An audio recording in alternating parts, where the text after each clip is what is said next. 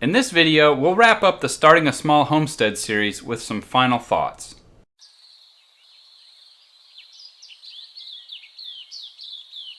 Hey guys, I wanted to do another video to kind of recap this whole Starting a Small Homestead series. I did a video of me kind of sharing some thoughts about halfway through the process and what I had learned, some things that I had changed courses on, things like that along the process. I just spent my first night out here on my property in my RV, and what I want to say to start off with is, guys, this is really hard. It was 100+ degrees yesterday. This RV is very difficult to keep cool. Off the grid, yeah, I've got a generator, but this is going to be a challenge. Economically, it's going to be a challenge. Practically, it's going to be a challenge. Physically, emotionally, all the things, it's going to be a challenge. Is it worth it? Absolutely.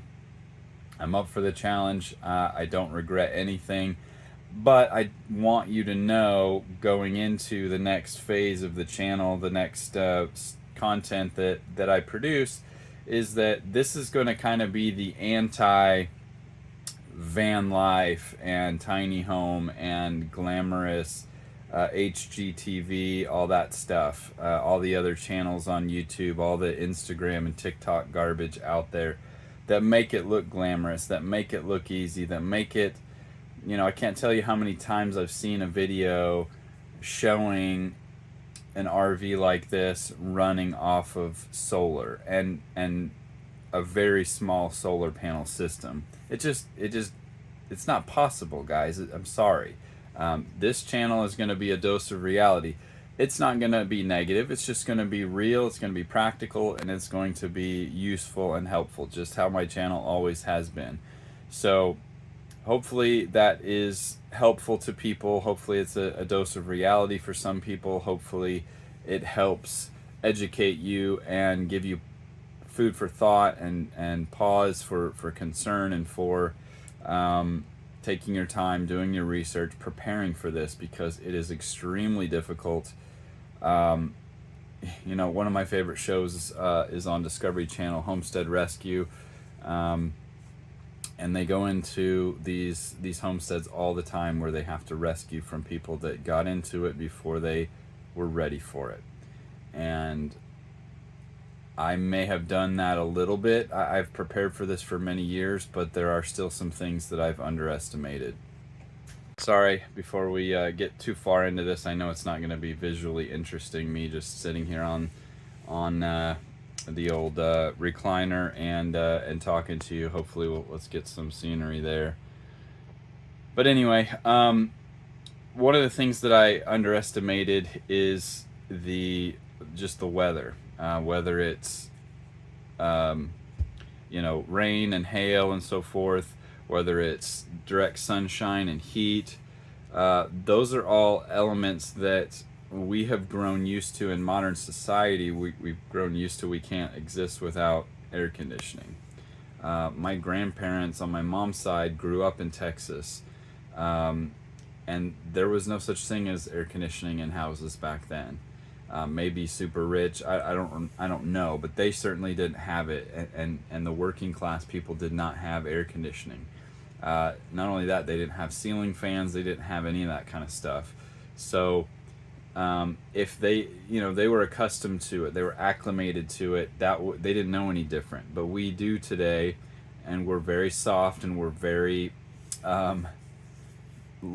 lazy is not the right word, but we're not accustomed to that kind of stuff. So if you're coming from that world, accustomed to all those luxuries and all those things that we're used to, and then jump into this, it's a shock to the system. Last night it was very difficult for me to sleep because I'm used to a constant temperature. Well, even though I have, and maybe I'll show it in a minute, but I have an air conditioner in the bedroom portion of the RV, so it can get very cold in there, but it cycles on and off, and it's got like a 4-degree range, so it would go all the way down to it'll go up to 74, 75, and then down to 71, 70, and cycled on and off. It's kicking the generator on. Well, the generator stayed on, but it kicks up in RPM, which I'm a light sleeper, so that kind of woke me up a few times. Anyway, these are first world problems, obviously,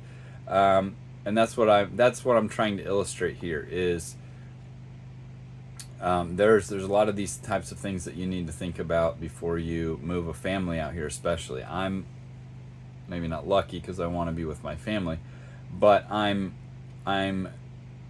different in that respect because it's just me, and I can tough out some discomfort and so forth. If I had to watch my kids be in discomfort and complain and so forth, then it would be a lot more challenging. So definitely think about that before you take the plunge on something like this. Another thing that I underestimated that's just kind of common for things like this when you move, when you do something new, is just how much you're going to get nickel and dimes on everything. Running to the store to pick up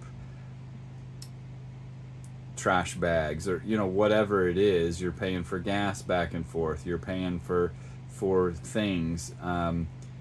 You can make a list and kind of do it in batches, but there's a lot of stuff that's, when you come out to something like this, that you need a lot of tools, a lot of preps, a lot of fuel, a lot of things that conceptually you understand that you're going to need lots of stuff, but just how much of it, you can't possibly foresee all of that and accurately forecast all of that ahead of time. So definitely something to think about before you do something like this. And the last thing I wanted to talk about was, maybe it's not your nature, but it's definitely is my nature to want to, before I loved, having projects was a luxury, right? Sometimes I had to invent things I didn't really need. They were kind of wants, whatever. Here I have a billion needs. I need everything. And so it's kind of like, okay, where do I even start? And there's a big temptation for me to start everything and never finish anything. And I need some solar. Let me throw something up real fast, temporary. And then it might be 6 months before I come back to that project to do a good job. So, and again, that may be more my personality than yours, but I think there is a temptation for a lot of people to want to come out here and just kind of throw crap together real fast because they need it, and not really take their time and do it right. And that's where you kind of get into problems where, like last night, I spent hours trying to get this air conditioner to work right, but I forced myself to take my time and do it right. And let me show you what I mean by that. I don't know how well you're going to be able to see this, but I built this. I had this project board. I'm not sure what it's called, but it's an 1/8 of an inch thick or so. It's got a shiny flat laminated side or whatever, and then a rough side. But I took my time to build this attachment for this portable air conditioner, this two duct that I have here. Now it comes with a window kit that you can put into a normal window, but in an RV you don't have a normal window. So I had to, and I didn't video this. I probably should have, but I needed to get this done before I went to sleep, so I didn't have time to really produce a video on this. But and I don't know how exciting it would have been anyway. But the temptation is, let me just throw something up real fast and whatever. Well, it wouldn't have worked very well. I needed to get something that was durable. I put some insulation on the other side. You'll see that in a second. I needed to tape it pretty well so that it was well sealed around the outside. I used some tape that was for this purpose, that doesn't leave residue behind. So this is not normal duct tape. I took the time to cut these very well so that they're very snug and they fit just like the window kit does. So it may not look very nice, but again, my you know, my channel's all about function over form anyway. And then here's what the backside looks like. Again, I put some insulation material on the outside of it to try to keep the hot out. I spaced the exhaust and intake ducts farther apart. On the window kit, they're really close. There's only like an inch between them. And so the intake is probably sucking in some of the hot exhaust air. So I took the time to separate those out. And then again, there it goes, kicks on. And then I taped it up so that there weren't any gaps. So it takes a little bit of extra time, but you want to do it right. All right, well, that's going to do it for this video.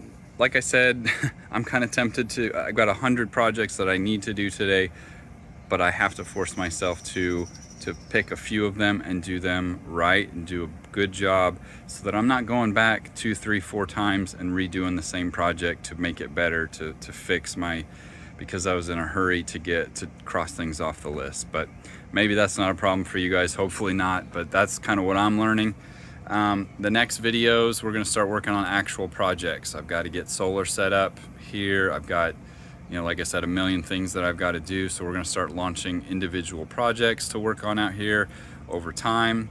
And so if you have any suggestions on what you guys want to see or things that you think should be higher up the priority list, let me know, and I'll certainly take that into consideration. Thanks for watching, guys. See you next time. As always, if you like this video, please leave a like and a comment. That really means a lot to me and really helps my channel.